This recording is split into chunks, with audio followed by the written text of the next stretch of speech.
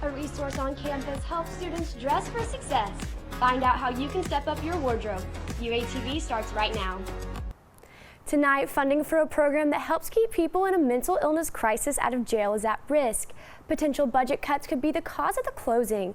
I went to the Craighead County Crisis Stabilization Unit as discussions continue on what could happen if the unit is closed. After an exchange of gifts backstage where Ed gifted Shelby a bottle of his signature hot sauce, it ended up on this limited edition pizza, which is clearly a hit in the newsroom. An assistant professor of musicology makes an appearance on this month's Short Talk from the Hill podcast. Krista Bentley plans to discuss all things Taylor Swift on October's episode. Bentley wants to break down her contribution to a new collection of essays about Taylor Swift. For those interested, Short Talk from the Hill can be found on podcast streaming services. The United Way campaign started on the University of Arkansas campus yesterday. The campaign aims to raise money to help communities throughout NWA. United Way Arkansas started serving the area in 1931 with the goal of strengthening the community. The Vice Provost of Enrollment and Dean of Admissions says the whole U of A community can help to pitch in. UATV's Madison Smith joins us live from the Rogers Fire Department. Yes, I'm standing here in front of one of the 4 baby box locations in Northwest Arkansas. This is just one of the 19 locations across the state where a mother in crisis can safely drop off their baby. According to the National Safe Haven Alliance, 31 infants were found abandoned in 2021 alone. 22 of those infants died. Various laws allow mothers to surrender their baby to a hospital or fire station without legal consequences. But the safe haven boxes allow mothers to stay anonymous. The women that are coming to the boxes, we have no idea of their demographic because we don't know who they are, we don't see them, we don't talk to them, we know nothing about them. Monica Kelsey founded Safe Haven Baby Boxes in 2016 in Indiana, and since then there have been no abandoned dead infants found in the state. Rogers Fire Chief Tom Jenkins takes pride in having a baby box at 2 of his stations. Fire stations make an obvious choice in that they're probably the most visible civic institutions of government. You know, everybody knows maybe what the closest fire station is to them, and in almost every poll that's ever done, firefighters are the most trusted government official.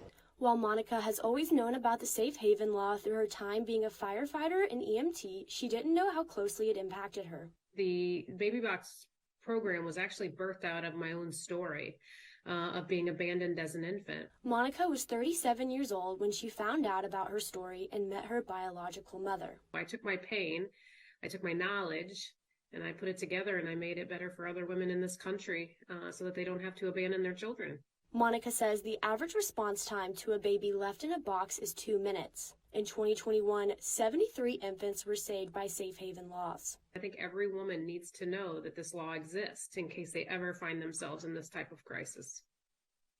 Earlier today, Monica blessed the 105th Safe Haven Baby Box in Indiana, where it all began. Live in Rogers for UATV, I'm Madison Smith. Being a college student isn't cheap, and business clothes don't always make the budget. In 2010, the Walton College opened the Career Closet as a resource to alleviate these expenses from students. Each semester, business students can visit the Career Closet and pick up and keep up to 4 items. Hannah Dawes says this keeps students able to dress for success. Our college requires students to wear business casual to career fairs and things like that. So we have this resource for students who don't have access to those clothing items or have the ability to go shop for those items. The closet is ran by the Walton Career Connections office. The career office also offers free professional headshots for Walton students. The closet is always accepting gently used donations, and donations are tax deductible. Reporting live from Walker Hall, I'm Madison Smith. A picture is worth 1,000 words, and this one is worth a lifetime of memories. You've probably seen it on social media. Stella's Brick Oven, Pizzeria, and Bistro in Batesville found a cheesy way to sing the praises of Ed Sheeran, and it's all to help the owner's daughter, who is battling some rare diseases. Madison Smith has the story. And it was his new album that really resonated with her and changed her, made her feel like someone understood like the journey that she was taking. Lori Gottschalk's daughter, Shelby, is a huge Ed Sheeran fan. The two had plans to attend a Sheeran concert. Shelby, who is battling rare diseases, created a gift to give him at the show. So we had reached out to his manager. She had a gift for him, and then I wanted to try to get an album cover signed, just the vinyl signed by him for her birthday. And she reached out to see if there was some way we could get that to him. And Shelby got to give him her gift. They reached out back to her in a few days and said that he would like to meet with her backstage.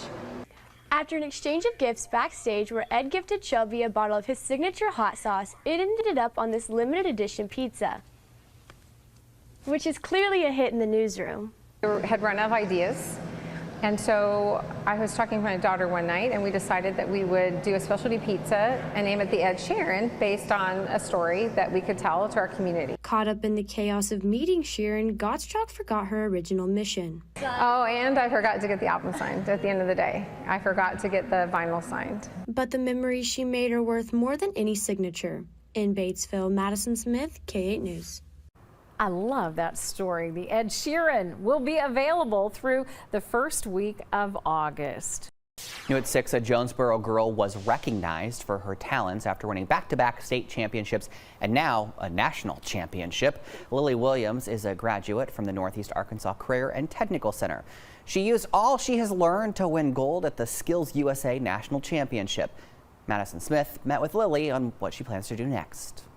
It all started with wanting a fresh coat of paint on her Jeep, and now 18-year-old Lily Williams has her college paid for. I wanted to be able to paint my Jeep, and so that was the only reason why I took this class. But then after I kind of got in it, and I took it my 11th grade year, and I got to go to Skills the first year, and I just kind of fell in love, and so I just decided that this is what I wanted to do. Lily attended the Northeast Arkansas Career and Technical Center, where she began taking auto collision repair classes and instantly fell in love. While Lily loves the classes, she also loves the competitive aspect of it, one part she's good at. Competition side of it, definitely my favorite part is just getting to go and the experiences that you have while you're there. Even without winning, it's still a whole lot of fun. You make some of my favorite memories throughout high school were actually at the competitions with the people that I had there. Lily won state 2 years in a row and placed 14th at the Skills USA Nationals last year. But after another year of hard work, Lily was able to take home the gold in June. Lily says that she wouldn't be able to be where she is without her mentors and fellow classmates whose work is displayed around the shop. If you see any of these fenders around the shop, were all done by students. Lily has received a full ride to Lincoln Technical Center in Nashville for auto collision repair through Skills USA. In Jonesboro, Madison Smith, K8 News. A relaxing bike ride turned into a not-so-relaxing trip to the ER. The chef of a local restaurant, The Parsonage, took looking like a deer in the headlights to a whole new level. K8 News intern Madison Smith has the story. Almost 60-year-old man on a bicycle gets hit by a deer. I mean, come on. I can't win the lottery. I can't win the pick 3, but I can find a deer in the woods. John Myers was riding his bike in Craighead Forest Park when he reached the top of a hill and came face to face with a young deer. To myself, thought, oh, that's cute, and just pedaled on. But what he didn't know is that seconds later, he would be tangled up with that deer. We both had the same idea of going down the hill, so she came up underneath my arm.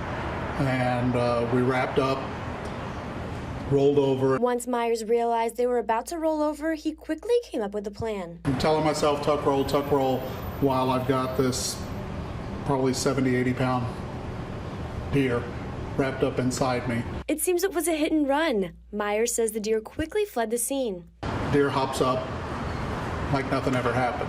After the initial shock of the accident, Myers began to evaluate his injuries. I looked down and my shoulder is here. Called my wife and said, you need to come get me. I have the feeling we're going to have an emergency room visit. While this accident left Myers with an injury that required surgery, he says it's not going to keep him off his bike. But we're on the mend, and I'll be back on my bicycle, and I'll be back in the kitchen. In Jonesboro, Madison Smith, K8 News. What a story, Madison. Now, the Parsonage is back open after briefly closing while Chef John recovered, and they thank the community for their support during this time. An investigation into a massive Newport tire shop fire. It sent thick black smoke and flames high into the air. That fire broke out after noon at Farmers Tire Mart on Malcolm Avenue in Newport. Dozens of firefighters battled the flames and heat to get the fire out. We're going to talk to Chief Meteorologist Ryan Bond about just how hot it was for those firefighters here here in just a couple of minutes. But first, we are going to start with our Madison Smith, who's in the studio. And this was a big struggle for firefighters. Yes, it was, Chris. When I got to Newport, black smoke was filling the air and crews were attempting to put out the fire. The fire was so big that crews from other departments were called in to help. A massive fire caught on cell phone video. Dozens of firefighters from Newport and nearby rushed to put this fire at Farmer's Tire Mart out. This fire wasn't the only concern. Crews battled the heat too. And I have seen at least 5 of my firefighters to the hospital. K8 Weather Chief Meteorologist Ryan Vaughn said the heat index reached 121 degrees. Newport Fire Chief Alan Gons said the firefighters taken to the hospital are doing okay. With a fire this big and firefighters being overcome by the heat, Chief Gons is thankful for the help from nearby departments. We've got departments from Tuckerman, Diaz, Irwin, Weldon, White River EMS is on scene. When initial crews arrived, Chief Gons said the fire already had a large head start. We received a call around 12 o'clock of a structure fire, of a fire behind the building. When we arrived, within 3 minutes, the fire had spread inside the building. At last check, one firefighter has been released from the hospital. The Newport Fire Department is still investigating the cause of this fire.